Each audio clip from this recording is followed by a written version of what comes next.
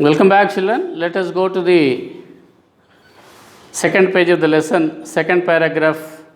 We have to start because in the previous class we completed the first paragraph of the second page of the lesson, in which the speaker APJ Abdul Kalam talks about earning his first wages. Now, in the next paragraph, let us see. Every child is born with some inherited characteristics into a specific socio-economic and emotional environment and trained in certain ways by figures of authority. So, we all know that every child is born in what way? Inheriting some characteristics. Inheriting means what? To have the qualities or features which resemble your parents or grandparents. That is what is called inheriting the characteristic features or characters. And what kind of characteristics into a specific socio-economic and emotional environment. Particularly, socio-economic means what? Every child, if the child is born in a rich family, he will be brought up, he will be enjoying a very rich socio-economic environment. And this boy, Abdul Kalam, was born in a middle class family. So, as naturally, every child is born with at least some inherited characteristics. Into what kind of environment? A specific socio-economic and emotional environment.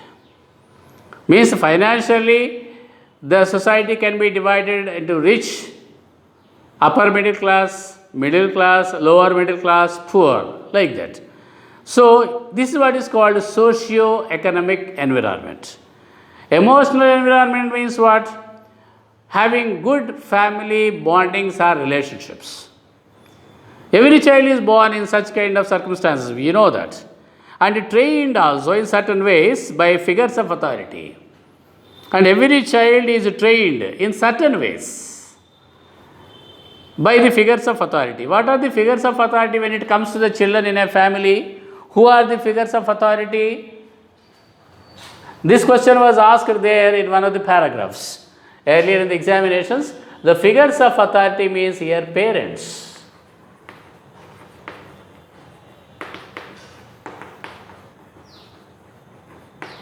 And who are the figures of authority? For children, everybody knows it is parents. So, that child, every child who is born should be born into a specific socio-economic and emotional environment, and that child is trained also by the figures of authority, by his parents in certain ways. So, I inherited, of course, narrator Abdul Kalam also says he has also inherited some characteristic features from his parents. Let us see what are they. I inherited honesty and self-discipline from my father. So, what are the qualities that the narrator inherited from his father? Honesty means being fair, and self-discipline means having a discipline over oneself. These two qualities that he had inherited from his father. From my mother, I inherited faith in goodness and deep kindness, and so did my three brothers and sister. From his mother, what qualities were inherited by him? Faith in goodness means believing or having faith in goodness, being good. You know, we told you already, his mother used to feed whoever used to come to her house during the day, any time of the day. And Abdul Kalam says that more outsiders used to eat in his house than all the members of his family put together. So, that is what he calls faith in goodness. Means he inherited that quality of faith in goodness from his mother, and also deep kindness.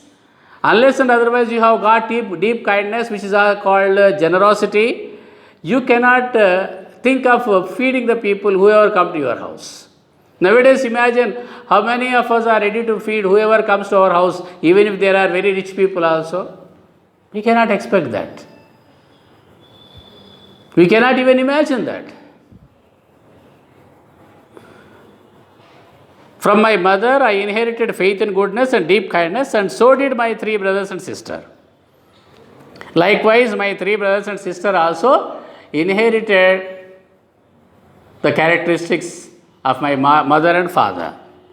I had three close friends in my childhood: Ramanatha Shastri, Aravindan, and Sivaprakashan. So the narrator Abdul Kalam has the three friends, close friends in his childhood. One is Ramanatha Shastri, second one is Aravindan, the third one is Sivaprakashan. All these boys were from orthodox Hindu Brahmin families. Orthodox means what? Strictly religious.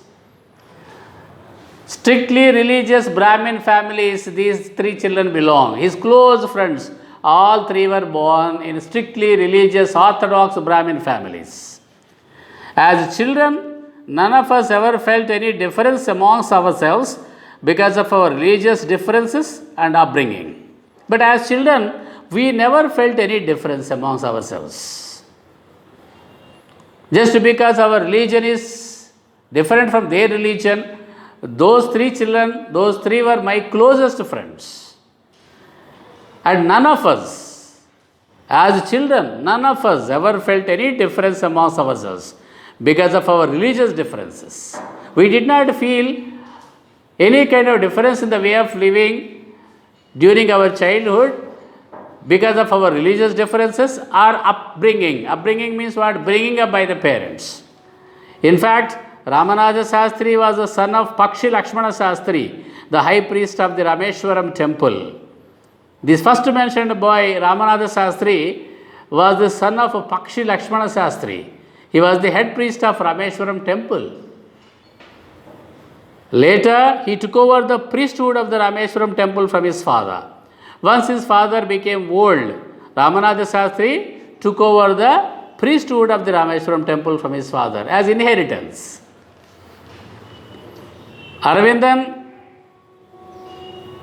went into the business of arranging transport for visiting pilgrims. The second friend, Aravindan, started a business of arranging transport. That means transportation business he started for those pilgrims who visited the Rameshwaram town. And Sivaprakashan, the third friend, became a catering contractor for the Southern Railways. Catering means what? Supplying of food or drinks on request by payment, on payment. You can see that they are catering to provide food and drinks for a social event. See, catering very regularly, he heard word only.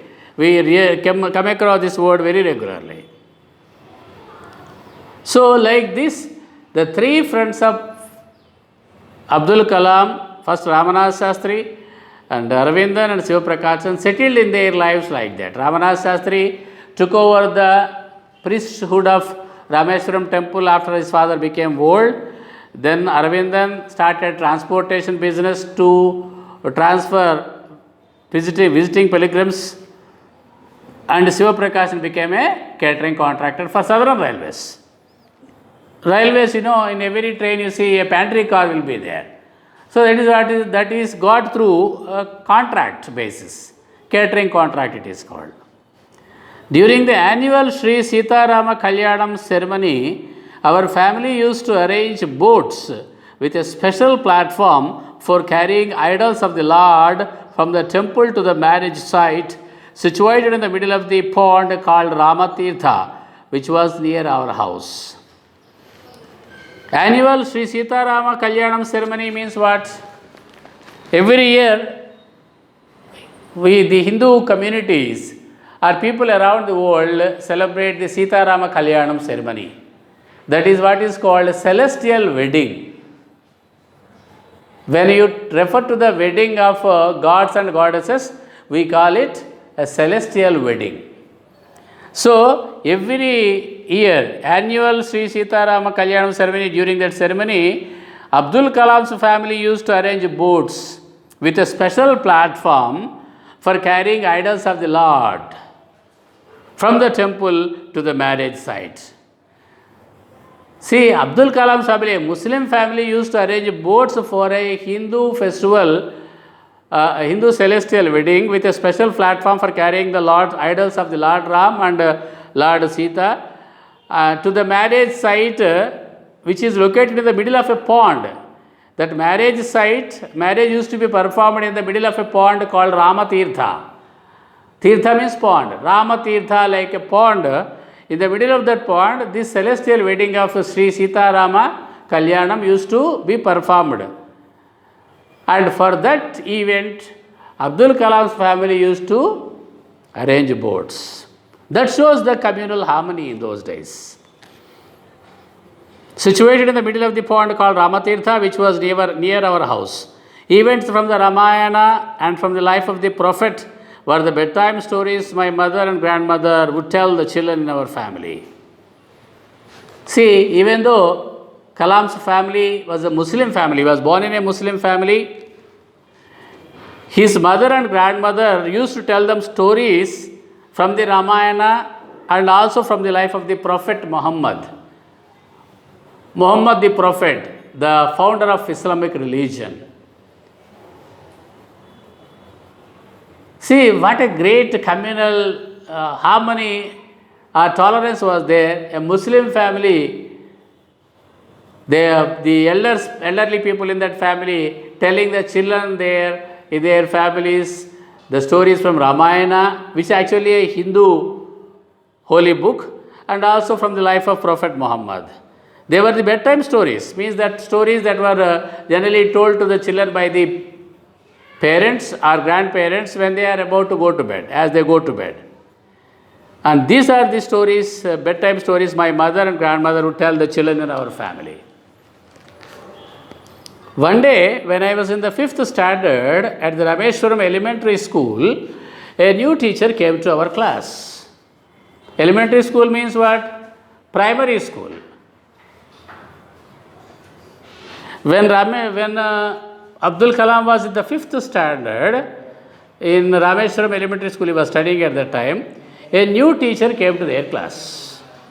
I used to wear a cap which marked me as a Muslim, and I always sat in the front row next to Ramanatha Shastri, who wore the sacred thread. So this young boy, the small boy Kalam, used to wear a cap that marked him as a Muslim, because Muslim boys used to wear a cap in those days. Even nowadays also we see them. And I always sat in the front row next to Ramanatha Shastri. Who was Ramanatha Shastri? He was the son of Pakshi Lakshmana Shastri, the head priest of the Rameshwaram temple. And Abdul Kalam always used to sit in the front row beside Ramanatha Shastri, who wore the sacred thread. You know, Brahmins wear a sacred thread across their chest, which is called jandhyam, a sacred thread. The new teacher could not stomach a Hindu priest's son sitting with a Muslim boy.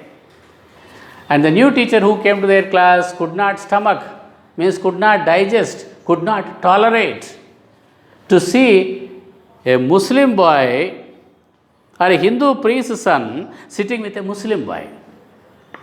In accordance with our social ranking, as the new teacher saw it, I was asked to go and sit on the back bench. In accordance with means what? In accordance with, according to a rule or a way.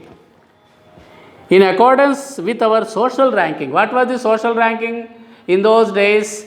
First comes the Brahmins, then the Kshatriyas, then the Vaisyas, then only Muslims. This is the social ranking in those days. So according to the social ranking, as the new teacher saw it, I was asked to go and sit on the back bench. Means Abdul Kalam was asked to go and sit on the back bench. I felt very sad, and so did Ramanatha Shastri. Not only Abdul Kalam felt very sad about the teacher asking him to go and sit on the back bench, even Ramanatha Shastri also felt very bad, very upset, because they were close friends. He looked utterly downcast as I shifted to my seat in the last row. Utterly downcast means what? He was utterly, totally sad or depressed as I shifted to my seat in the last row. When Kalam picked up his bag and books and started moving to the last row. Ramanatha Shastri looked very much totally sad and depressed, utterly downcast. The image of him weeping when I shifted to the last row left a lasting impression on me. That image still I remember. That left a lasting impression on me. What is that image? The image of Ramanatha Shastri weeping, means crying inconsolably as Kalam shifted to the last row as per the instructions of the new teacher. That impression still lasted with Abdul Kalam. That's what he says. He could not forget that particular image of Ramanatha Shastri weeping when he started moving to the last row. That left a lasting impression on him. After school, we went home and told our respective parents about the incident. The school hours were over. We both went home and told our respective parents about that incident. Lakshmana Shastri summoned the teacher. Summon means what? To order somebody to come to you. See, generally the court summons some people who are witnesses in a court of law. So, summoning means ordering somebody to come to you. What did Lakshmana Shastri, Ramanatha Shastri's father, the head priest of Rameshwaram temple, he summoned the teacher and in our presence told the teacher that he should not